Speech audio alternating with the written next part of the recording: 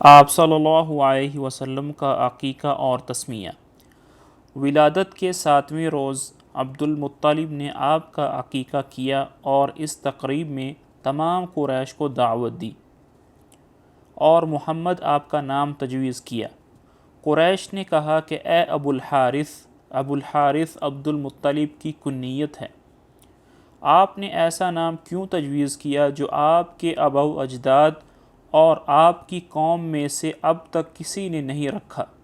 عبد المطلب نے کہا کہ میں نے یہ نام اس لیے رکھا کہ اللہ آسمان میں اور اللہ کی مخلوق زمین میں اس مولود کی حمد و ثنا کرے۔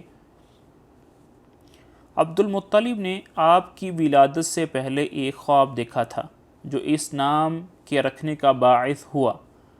وہ یہ کہ عبد المطلب کی پشت سے ایک زنجیر ظاہر ہوئی کہ جس کی ایک جانب آسمان میں اور ایک جانب زمین میں اور ایک جانب مشرق میں اور ایک جانب مغرب میں ہے۔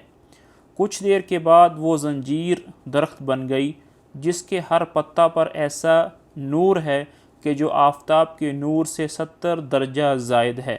مشرق اور مغرب کے لوگ اس کی شاخوں سے لپٹے ہوئے ہیں، قریش میں سے بھی کچھ لوگ اس کی شاخوں کو پکڑے ہوئے ہیں اور قریش میں سے کچھ لوگ اس کے کاٹنے کا ارادہ رکھتے ہیں۔ یہ لوگ جب اس ارادے سے اس درخت کے قریب آنا چاہتے ہیں تو ایک نہایت حسین و جمیل جوان ان کو آ کر ہٹا دیتا ہے۔ معبرین نے عبد المطلب کے اس خواب کی یہ تعبیر دی ہے کہ تمہاری نسل سے ایک ایسا لڑکا پیدا ہوگا کہ مشرق سے لے کر مغرب تک لوگ اس کی اتباع کریں گے اور آسمان اور زمین والے اس کی حمد و ثنا کریں گے۔ اس وجہ سے عبد المطلب نے آپ کا نام محمد رکھا۔ عبد المطلب کو اس خواب سے محمد نام رکھنے کا خیال پیدا ہوا اور ادھر آپ کی والدہ کو رؤیا صالحہ کے ذریعہ سے بتلایا گیا کہ تم برگزیدہ خلائق اور سید الامم کی حاملہ ہو، اس کا نام محمد رکھنا، اور ایک ہی روایت میں ہے کہ احمد نام رکھنا، اور ابن عباس رضی اللہ تعالی عنہ کی روایت میں یہ ہے کہ محمد اور احمد نام رکھنا۔ محمد کا اصل مادہ حمد ہے، جو اصل میں کسی کے اخلاق حمیدہ اور اوصاف پسندیدہ اور کمالات اصلیہ اور فضائل حقیقیہ اور محاسن واقعیہ کو محبت اور عظمت کے ساتھ بیان کرنے کو کہتے ہیں۔ اللہم صلی علی محمد وعلی آلہ وصحبہ وبارک وسلم، اور بعض کہتے ہیں کہ محمد کے معنی یہ ہیں کہ جس میں خصائل حمیدہ اور اوصاف محمودہ علی وجہ الکمال پائے جاتے ہیں۔ احمد اس میں تفضیل کا صیغہ ہے، بعض کے نزدیک اس میں مفعول کے معنی میں ہے اور بعض کے نزدیک اس میں فاعل کے معنی میں ہے۔ اگر اس میں مفعول کے معنی لیے جائیں تو احمد کے یہ معنی ہوں گے سب سے زیادہ تعریف کیا گیا، اور اگر اس میں فاعل کے معنی میں لیا جائے تو احمد کے یہ معنی ہوں گے کہ مخلوق میں سب سے زیادہ خدا کی حمد بیان کرنے والا۔ یہ بھی نہایت صحیح اور درست ہے۔ دنیا میں آپ نے اور آپ کی امت نے خدا کی وہ حمد و ثنا کی جو کسی نے نہیں کی۔ اسی وجہ سے انبیاء سابقین نے آپ کے وجود باوجود کی بشارت لفظ احمد کے ساتھ اور آپ کی امت کی بشارت حمادین کے لقب سے دی ہے، جو نہایت درست ہے، اور اللہ نے آپ کو سورہ الحمد عطا کی، اور کھانے اور پینے اور سفر سے واپس آنے کے بعد اور ہر دعا کے بعد آپ کو اور آپ کی امت کو حمد و ثنا پڑھنے کا حکم دیا، اور آخرت میں بوقت شفاعت آپ پر من جانب اللہ وہ محامد خدا کی تعریفیں منکشف ہوں گی جو نہ کسی نبی مرسل پر اور نہ کسی ملک منزل پر منکشف ہوئیں۔ اسی وجہ سے قیامت کے دن آپ کو مقام محمود اور لیواء حمد عطا ہوا۔ اس وقت تمام اولین و آخرین جو میدان حشر میں جمع ہوں گے وہ آپ کی حمد و ثنا کریں گے۔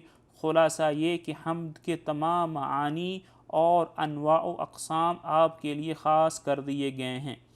کلمات الہیہ اور ارشادات نبویہ میں غور کرنے سے یہ معلوم ہوتا ہے کہ اللہ کی حمد اور ثنا ہر کام کے ختم کے بعد پسندیدہ اور مستحسن ہے۔ بخاری اور مسلم میں جبیر بن مطعم سے مروی ہے کہ رسول اللہ صلی اللہ علیہ وسلم نے ارشاد فرمایا کہ میرے 5 نام ہیں، میں محمد ہوں، میں احمد ہوں، میں ماہی ہوں یعنی کفر کا مٹانے والا ہوں، میں حاشر ہوں یعنی لوگوں کا حشر میرے قدموں پر ہوگا، یعنی سب سے پہلے میں قبر سے اٹھوں گا، یا یہ معنی ہے کہ آپ اس روز سب کے امام اور پیشوا ہوں گے اور سب آپ کے محتاج ہوں گے۔ میں عاقب ہوں یعنی تمام انبیاء کے بعد آنے والا ہوں۔ بخاری اور ترمذی وغیرہ میں یہ لفظ ہیں، انا العاقب الذی لیس بعدی نبی، میں عاقب ہوں یعنی میرے بعد کوئی نبی نہیں۔ امام مالک رحمہ اللہ فرماتے ہیں کہ عاقب کے معنی یہ ہیں الذی ختم اللہ بہ الانبیاء، جس پر اللہ نے انبیاء کا سلسلہ ختم فرمایا۔ سفیان فرماتے ہیں کہ عاقب کے معنی آخر الانبیاء ہیں۔ حضرت صلی اللہ علیہ وسلم کے اور بھی بہت نام ہیں، مگر اس حدیث میں 5 کی تخصیص غالباً اس لیے فرمائی کہ آپ کے مخصوص نام انبیاء سابقین کے صحیفوں میں زیادہ مشہور یہی 5 نام ہیں۔ حافظ ابن سید الناس عیون الاثر میں فرماتے ہیں کہ حق جل شانہ نے عرب اور عجم کے دلوں اور زبانوں پر ایسی مہر لگائی کہ کسی کو بھی محمد اور احمد نام رکھنے کا خیال ہی نہ آیا۔ اسی وجہ سے قریش نے متعجب ہو کر عبد المطلب سے یہ سوال کیا کہ آپ نے یہ نیا نام کیوں تجویز کیا جو آپ کی قوم میں کسی نے نہیں رکھا؟ لیکن ولادت باسعادت سے کچھ عرصہ پہلے لوگوں نے جب علماء بنی اسرائیل کی زبانی یہ سنا کہ عنقریب پیغمبر محمد اور احمد کے نام سے پیدا ہونے والا ہے، تو چند لوگوں نے اسی امید پر اپنی اولاد کا نام محمد رکھا۔ مشیت ربانی اور حکمت الہیہ نے ایسا انتظام کیا کہ کسی نے بھی دعوی نبوت نہیں کیا، تاکہ محمد مصطفیٰ اور احمد مجتبیٰ صلی اللہ علیہ وسلم کی نبوت و رسالت میں کسی قسم کا اشتباہ پیش نہ آئے۔ تفصیل اگر درکار ہے تو فتح الباری میں صفحہ 404 جلد 6 صفحہ 405 کی مراجعت کریں۔ کنیت: آپ صلی اللہ علیہ وسلم کی سب سے بڑی مشہور و معروف کنیت ابو القاسم ہے، جو آپ کے سب سے بڑے صاحبزادے قاسم کے نام پر ہے۔ دوسری کنیت ابو ابراہیم ہے۔ حضرت انس رضی اللہ تعالی عنہ سے مروی ہے کہ جب ماریہ قبطیہ کے بطن سے حضرت ابراہیم رضی اللہ تعالی عنہ پیدا ہوئے تو جبرائیل علیہ السلام آپ کی خدمت میں حاضر ہوئے اور یہ فرمایا، السلام علیک یا ابا ابراہیم، سلام ہو آپ پر اے ابو ابراہیم۔ ختنہ کے بارے میں 3 قول ہیں۔ ایک قول تو یہ ہے کہ حضور صلی اللہ علیہ وسلم مختون پیدا ہوئے۔ حاکم کہتے ہیں کہ آپ کے مختون پیدا ہونے میں احادیث متواتر ہیں۔ دوسرا قول یہ ہے کہ آپ کے جد امجد عبد المطلب نے ولادت کے 7ویں روز آپ کی ختنہ کرائی، جیسا کہ عرب میں دستور تھا کہ حضرت ابراہیم اور حضرت اسماعیل علیہ السلام کے سنت کے مطابق مولود کے 7ویں روز ختنہ کراتے تھے۔